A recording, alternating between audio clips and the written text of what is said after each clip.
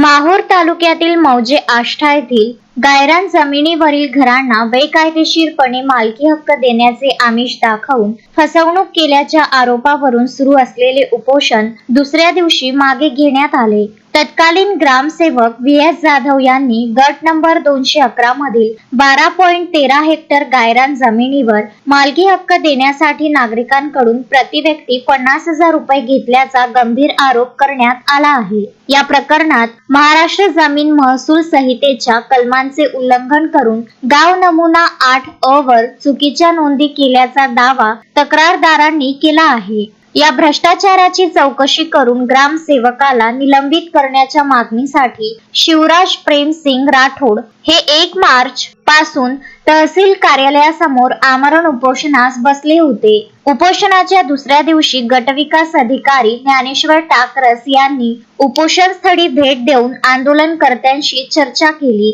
प्रशासनाकडून या प्रकरणाची सखोल चौकशी करून न्याय देण्याचे लेखी आश्वासन मिळाल्यानंतर राठोड यांनी आपले उपोषण तात्पुरते स्थगित केले।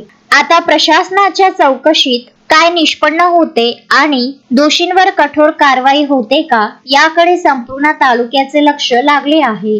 संजय घोगरे, विदर्भ न्यूज, माहूर।